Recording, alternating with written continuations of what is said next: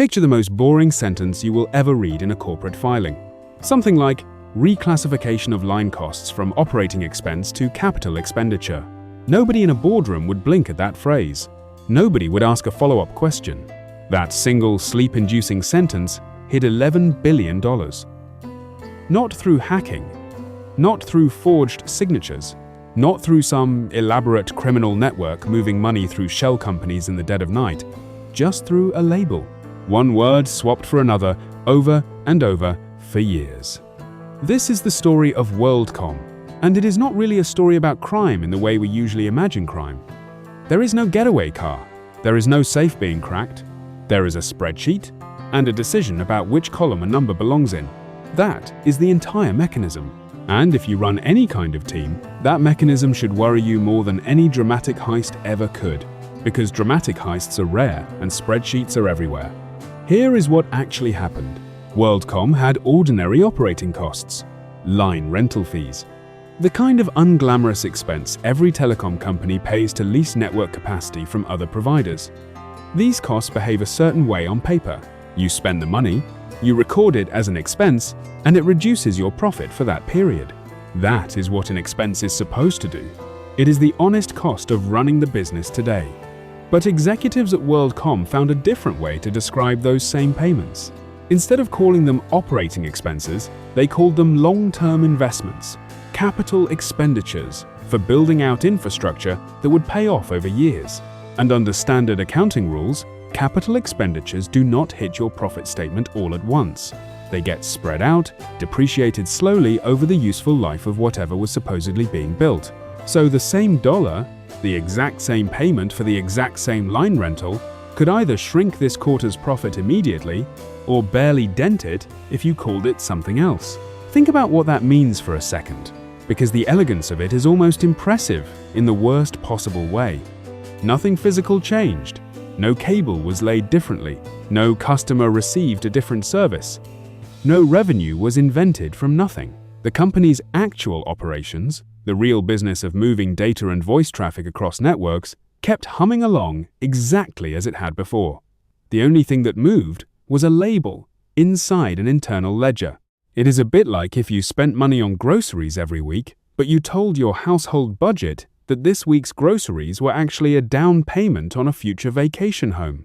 The money left your account in exactly the same way. But suddenly your monthly budget report looks like you're saving a fortune. Between 1999 and 2002, WorldCom moved $11 billion this way.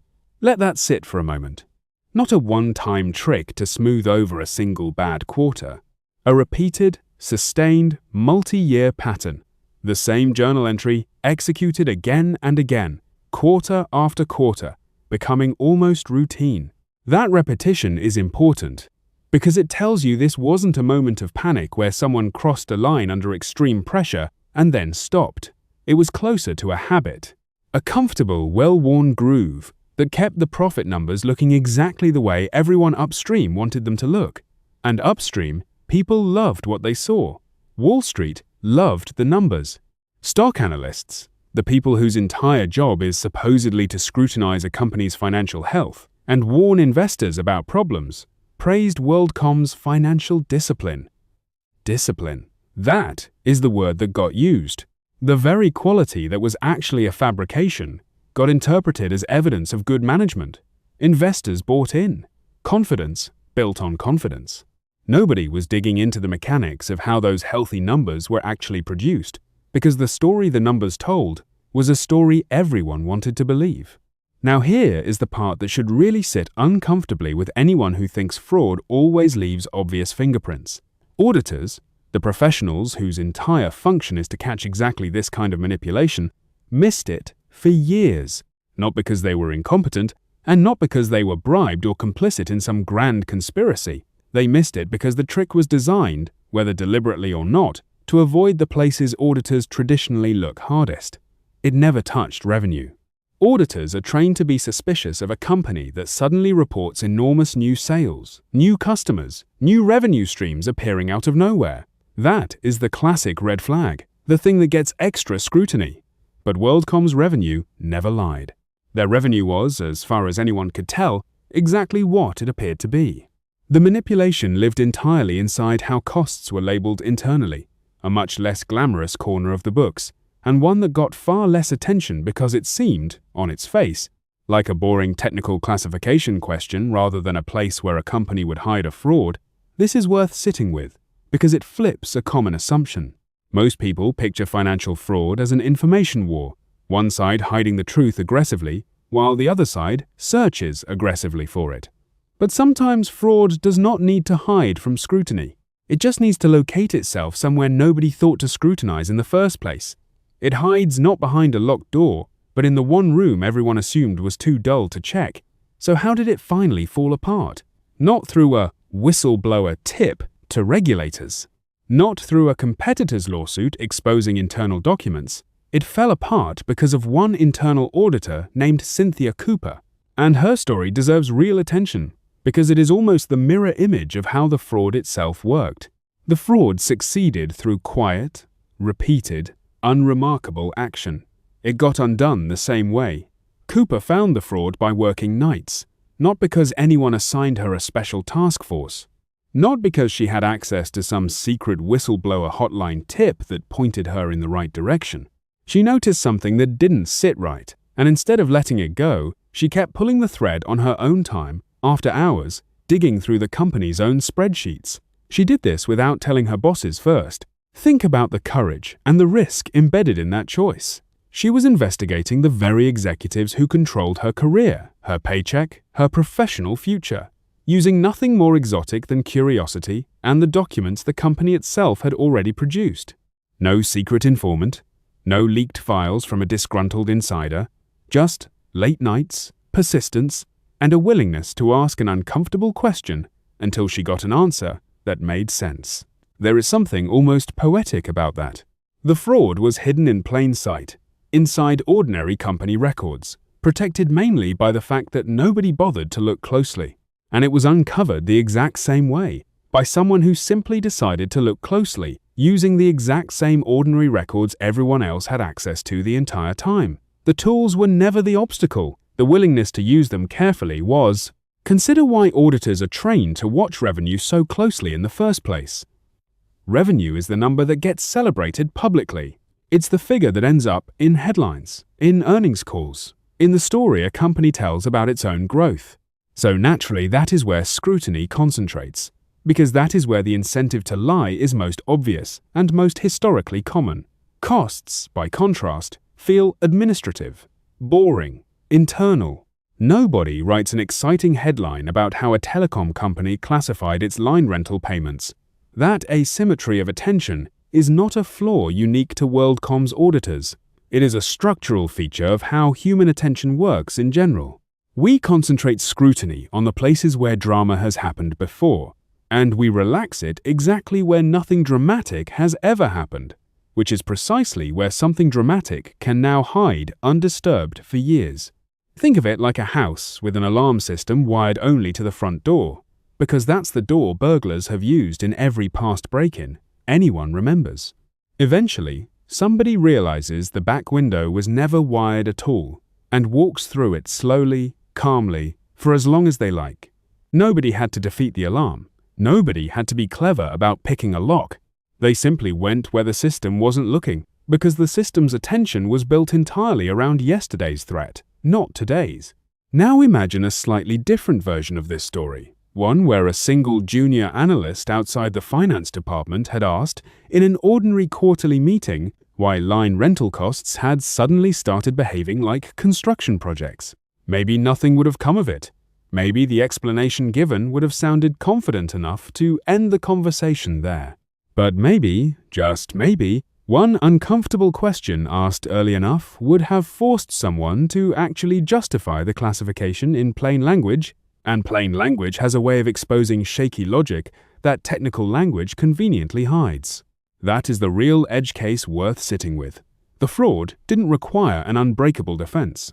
It only ever required that nobody test it early, because a lie repeated once is fragile, but a lie repeated for 3 straight years without challenge starts to feel, to everyone involved, like simply how things are done around here. That drift, from a shaky decision to an accepted routine, might be the most dangerous mechanic in this entire story. Nobody at WorldCom presumably woke up one morning and announced they were about to commit the largest accounting fraud in the country's history. It far more likely started as one adjustment, made under pressure, that technically fit inside the letter of an accounting rule if you squinted at it generously. Then it got repeated, because the numbers looked good and nobody objected. Then repetition became precedent. And precedent, inside any organization, has a strange gravity to it. The longer something has been done a certain way without visible consequence, the more it starts to feel automatically legitimate, even when nothing about its underlying logic has actually improved. When the fraud finally collapsed publicly, the fallout was immediate and brutal. WorldCom became the largest bankruptcy in United States history at that time. Not a company quietly restructuring in the background. A collapse so large it became a landmark, a reference point people still use when talking about corporate failure. Thousands of employees lost their jobs immediately. Not gradually, not through a slow wind down with generous severance and time to plan. Immediately, people who had nothing to do with the accounting decisions, who showed up every day and did honest work, found their livelihoods gone almost overnight because of a decision made in a completely different department, one most of them never even knew existed in any detail. And it did not stop at employees. Pension funds lost billions overnight. Retirement money, the kind of savings built slowly over decades by people trusting that steady, reliable companies would still be steady and reliable when they finally needed that money, evaporated in a matter of days. People who never worked a single day at WorldCom, who never made a single accounting decision, who may never have even heard of the company's specific line rental costs, still felt the consequences in their own retirement accounts. That is the strange thing about fraud built on a large enough scale. The damage radius extends far past the people who committed it, and even past the people who directly enabled it. It reaches into rooms nobody thought were connected at all. Here is the part that should genuinely unsettle any manager listening to this. The piece that flips the whole story from historical trivia into something you should actually apply. The fraud worked because nobody outside finance understood the accounting rule being broken. Read that again, slowly. It is not that the rule was secret. It is not that WorldCom hid the accounting standard from the public or destroyed evidence of what the rule actually said. The rule existed, was documented, was available. What protected the fraud was simply that almost nobody outside one specific department had the technical fluency to look at that reclassification and immediately recognize it as wrong. This was not a hidden system running on secret servers somewhere. It was not forged paperwork requiring a skilled counterfeiter. It was a boring reclassification, buried behind formal language that nobody bothered to question closely, because nobody expected fraud to look this ordinary and this dull. We have all been trained, by movies and by our own instincts, to expect wrongdoing to look dramatic. A criminal mastermind, a secret vault, a suspicious meeting in a parking garage at midnight. Real large-scale fraud, at least this particular one, looked like a line item on page 40 of an internal report that used the phrase capital expenditure instead of the phrase operating expense. But here's the part that catches almost everyone off guard when they first hear this story in full. It is not that WorldCom's leadership was uniquely brilliant at deception. It is that the entire system around them, analysts, auditors, investors, employees, was structured to reward exactly the kind of surface-level confidence that a clean-looking profit number produces, and almost nobody in that system was incentivized to ask the one boring, unglamorous question that would have unraveled everything. Why is this cost suddenly being treated as an investment? That question sounds almost too simple to matter. It is exactly simple enough that nobody asked it for years. So what do you actually do with this? If you manage people, if you sit in meetings where numbers get presented to you as facts rather than as choices, the lesson is not that finance people are dangerous or untrustworthy. Most financial professionals are honest, careful, and genuinely trying to represent reality accurately. The lesson is narrower and more useful than blanket suspicion. Fraud rarely announces itself with obviously fake numbers or dramatic red flags waving in the wind. It hides inside routine, technical decisions that live entirely inside one department, decisions nobody outside that department ever scrutinizes. Because scrutinizing them requires specialized knowledge most people in the room simply do not have and assume they do not need. Think about how this plays out in an ordinary meeting that has nothing to do with billion-dollar telecom fraud. Someone presents a slide. A number looks great this quarter. Someone explains why, using a phrase stitched together from internal jargon that sounds precise and technical enough that questioning it feels almost embarrassing, like admitting you don't understand basic accounting. Most people in that room nod, not because they verified anything, but because the language of the explanation borrowed the authority of expertise, and nobody wants to be the person who admits they didn't quite follow it. That reflex, the quiet decision to nod along rather than admit confusion, is exactly the gap that let $11 billion move quietly between two columns for 3 straight years. Here's a distinction worth carrying forward. There's a real difference between a number you don't understand because it involves genuinely complex specialized math, and a number you don't understand because the explanation is dressed in unnecessary jargon to discourage questions. The first kind of complexity is normal and often unavoidable. The second kind is worth treating with real suspicion, because deliberately or not, obscuring language does exactly what WorldCom's reclassification did.